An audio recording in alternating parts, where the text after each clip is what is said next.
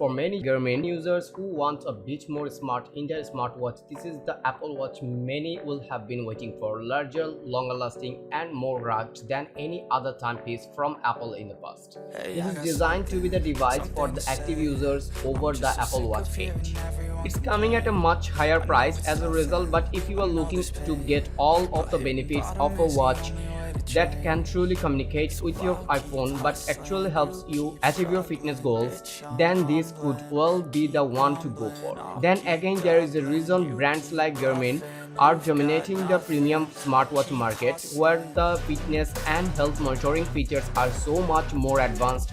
Can Apple really catch up, and how does it feel to wear this thing? Okay, let's find out. If you are thinking that this is going to be the watch that will cheaply slip in your life and give you a whole new layer of fitness, well, you are halfway wrong. The Apple Watch Ultra is not cheap, coming in at $799 for the 49mm version, but then again it's not as expensive as some might have expected, with rumors of something well over $1,000 in the ether. At least we have got some better news when it comes to when you can get your hands on it. The Apple Watch Ultra release date is set for Friday, September 13th, with pre-orders opening already. The first thing you might think when picking up the Apple Watch Ultra is that it's a bit big compared to the smooth lines of a Watch 8. We expected it to be an ugly device, but the way the metal molds around the outside of the device, even the big bulge on the right hand side, isn't that unsightly.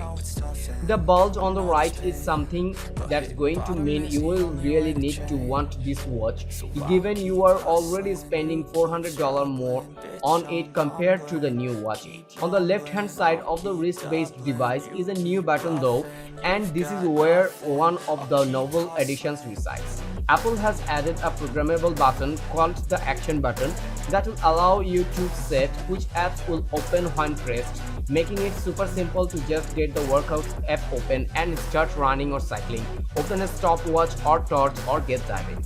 Sadly, there is not a huge amount of functions you can currently ascribe to this button, but it's easily pressable and can also be used to stop and start runs. Pressing all of these buttons, the digital crown and power button on the right, just as you might find on a normal Apple Watch, and the new button is a very smooth and tactile experience, allowing you to quickly start and stop activities on the go without needing to fiddle about the double pressing anything as you do on the normal Apple Watch, just to confirm you have finished a run. On the wrist, the Apple Watch Ultra certainly feels larger than most other timepieces. The 49mm model has a huge 2-inch screen, although it won't feel like that large if you are someone that's a fan of larger running watch like Garmin Fenix series. If you are coming from the smaller Apple Watch, we are pretty sure you will feel the difference, but equally that helps makes it feel a lot easier to swallow that high price point too. On the rear of the Apple Watch Ultra is a similar looking heart rate monitor, allowing you to track your pulse on the go while running, cycling, swimming or more. Apple has created a whole suite of new brands to buy with the Watch Ultra, all with being more active in mind. The trail loop is lightweight and easy to attach to the wrist. The Alpine loop features a titanium hook that we found incredibly hard to get to the right size without needing a hard hand, and the Ocean Band, which is an incredibly strong strap that will hold onto your wrist even in high-intensity water sports. 3 microphone points are designed to beamform to your voice, meaning you can be heard in more hostile conditions, and the speakers have also been upgraded so you will be able to hold a conversation when stuck up a windy mountain. It will also act as a very loud siren, and we can't tell you how tempted we were to press it in the crowded press room. But we didn't. We really expected the Watch Ultra to be a large, chunky and ugly design, and while it's heavy on the wrist, it's not as bad as it could have been. The larger digital crown with enhanced grooves, the more pressable buttons and bigger and more dynamic screen are all pleasant to use and are definitely something we can see being easier to press with wet or glove covered fingers. Like the Apple Watch 8, the Watch Ultra uses an OLED screen with the same low refresh rate. That means it can carry the always-on display without draining the battery heavily. It's also been enhanced to have a higher peak brightness of 2000 nits, allowing you to see what you are doing in bright sunlight, and if you need to flick your eyes at your wrist when performing some fun intervals or trying to run really fast up a hill. It's also covered in sapphire and raised from the screen to stop it scratching easier again and again. This is the kind of thing that's increasing the price of the Watch Ultra, making it more robust but adding a lot more to the cost.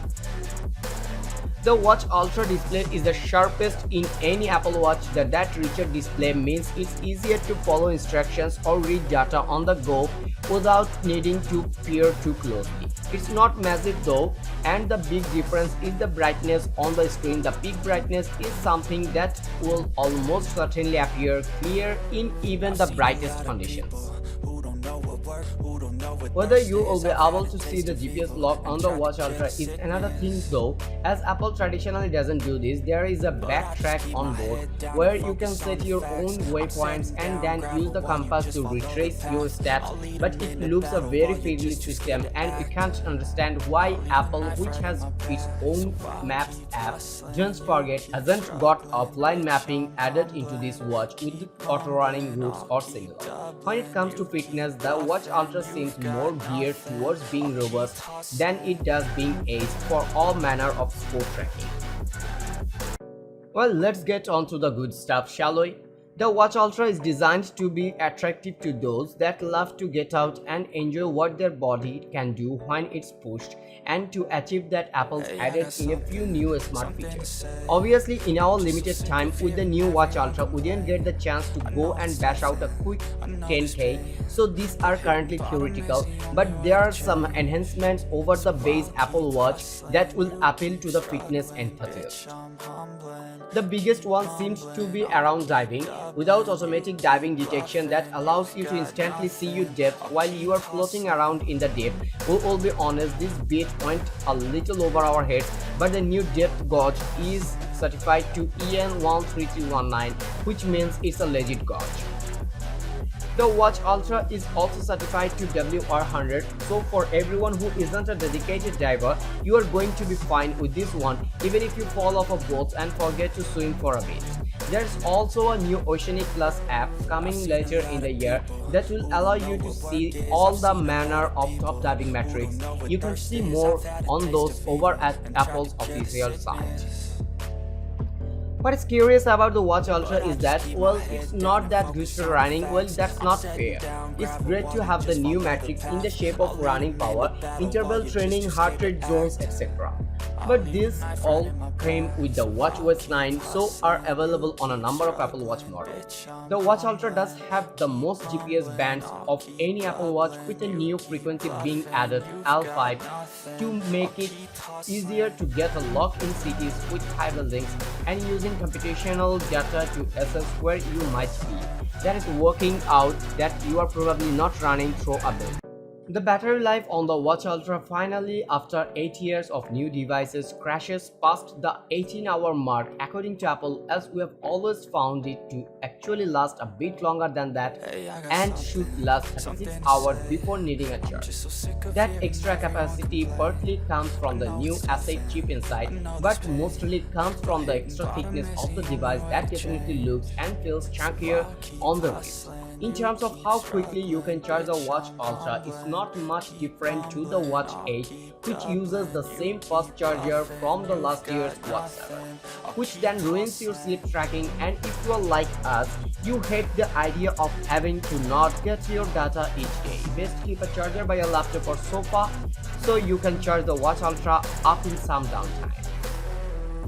Sure, you will be able to wear these for a night or two in bed, especially if the new 60-hour mode that's coming later in the year, which will take your readings from GPS and heart rate etc. comes in, but that's still not enough to be consistent at sleep tracking, and many people will struggle to wear a watch this big in bed. Whether you will be able to see the GPS lock on the Watch Ultra is another thing though, as Apple traditionally doesn't do this. There is a backtrack on board, where you can set your own waypoints and then use the compass to retrace your steps. But it looks a very fiddly system, and we can't understand why Apple, which has its own Maps app, don't forget, hasn't got offline mapping added into this watch with auto-running routes or similar. When it comes to fitness, the Watch Ultra seems more geared towards being robust than it does being aged for all manner of sport tracking. The Apple Watch Ultra is something we have been demanding since the day one, a proper fitness tracking device from Apple, and that's definitely what we have got. However, the overall feeling, much like with the Samsung Galaxy Watch 5 Pro, that isn't a good enough suite of fitness facilities to rival the immense power of the more dedicated running watches, but that doesn't really feel like the market Apple's going after. But it does not need a Garmin rival, because the hardcore ultra runners are still going to gravitate towards high-end equipment. The Watch Ultra is designed to extend the appeal of Apple's timepiece to more users, those that are more serious about their fitness but not getting up at 4:30 am to do precisely 14 into 400-meter intervals at zone 4 heart rate. However, if you want a watch that will offer some cellular connectivity, and all the models will in inhospitable conditions that will monitor your health or let you quickly call the emergency services, then that's where it excels.